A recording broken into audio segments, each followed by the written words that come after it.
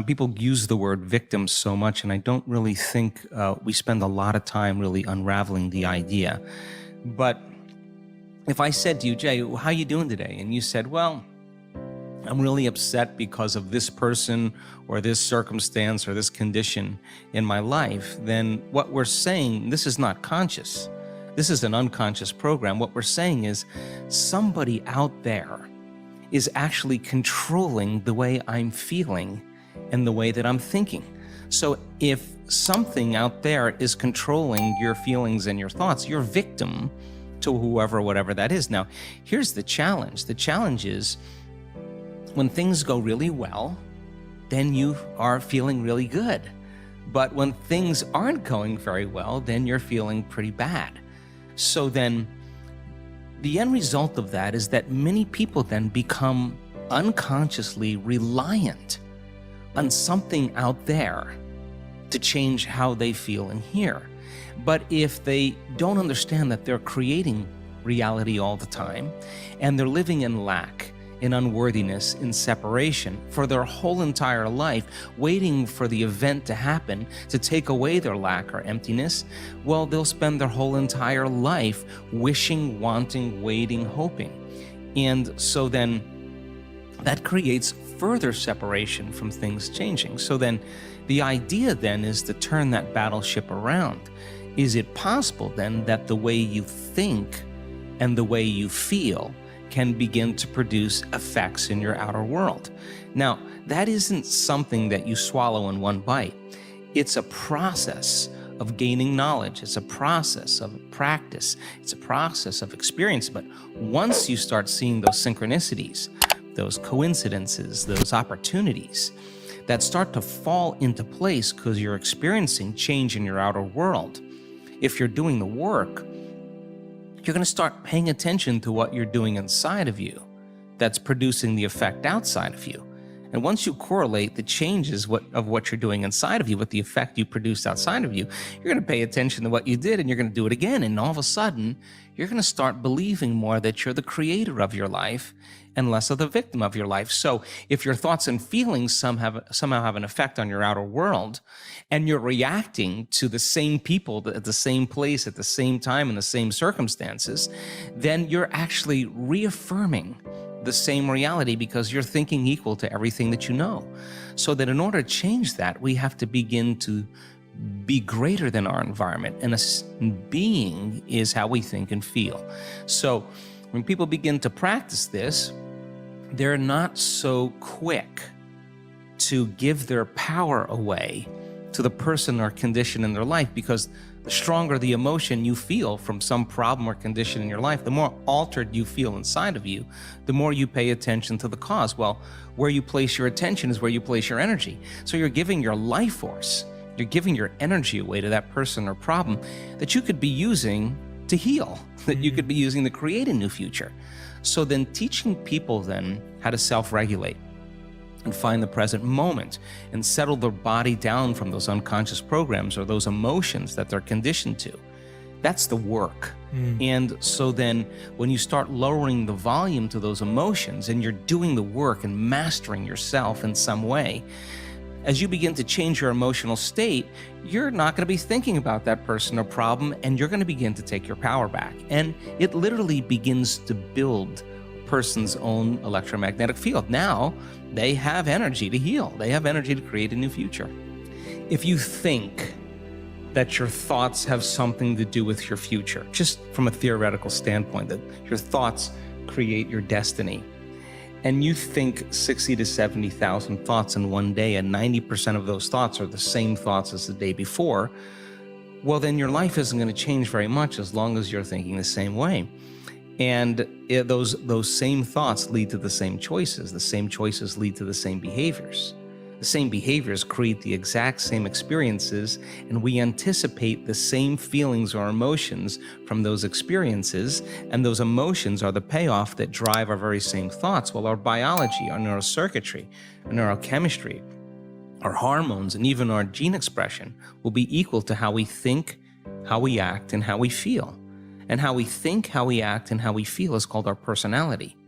And our personality creates our personal reality. That's it. So the present personality who's listening to this show has created the present personal reality called their life. So if you can latch on to this idea, if you want to create a new life, a new personal reality, you got to change your personality, which means you better start thinking about what you've been thinking about and changing it. You begin to become conscious of your unconscious actions or habits or behaviors and modify them. And then we have to begin to look at the emotions that we live by every single day that keep us connected to the past and decide, do these emotions belong in our future? So most people are trying to create a new personal reality as the same personality, and it doesn't work.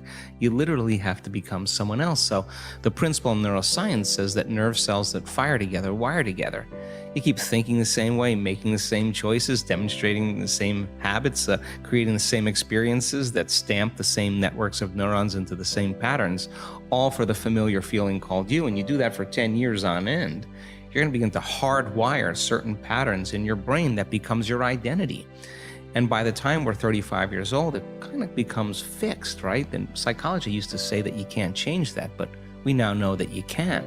So then that kind of box in the brain, that is the habit of ourselves. It's we're 95% of the time running a series of programs. So then sitting and doing the work, we have to become disentangled from those programs. And so the moment you decide to do something differently or make a new choice, what most people don't want to face is that discomfort. And that discomfort, that uncertainty, that lack of predictability, that unknown is what people are afraid of, because they'd rather live in guilt. At least they can predict who they're going to be than take a chance in possibility.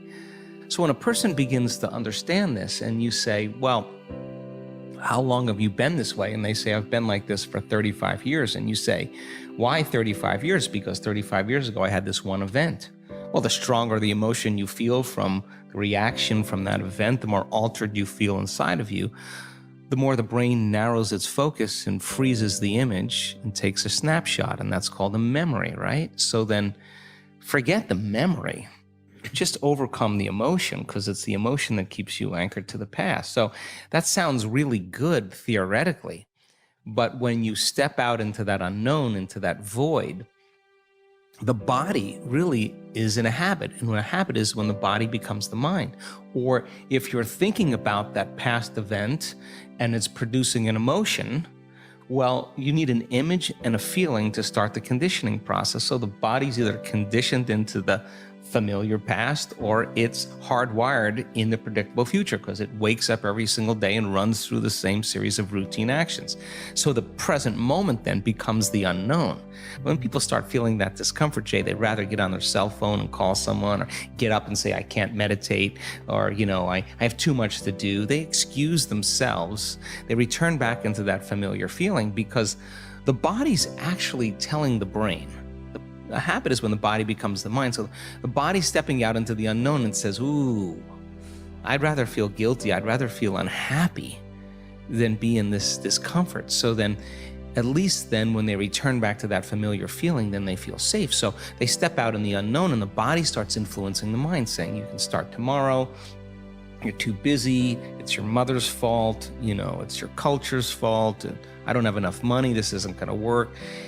Those are the programs in there that are standing in the way between you and your future. So then nerve cells that no longer fire together no longer wire together. So the act of observing those states of mind and body means you're no longer the program. You're the consciousness observing that program. So then to meditate, it means to become familiar with. So as you become familiar with those thoughts, you become conscious of how you speak, you become aware of how you act, you notice how you're feeling.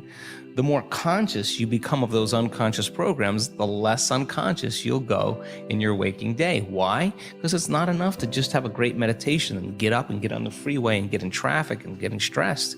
You just return back to the old self again. Our job then is to sustain that modified state of mind and body the entire day. And if you can, get ready, because something different or unusual, It's going to begin to happen in your life, and it will come as a coincidence or a synchronicity. And that's breadcrumbs from the divine saying you're on the path. Just keep doing it. There'll be another one. Just keep staying in that energy.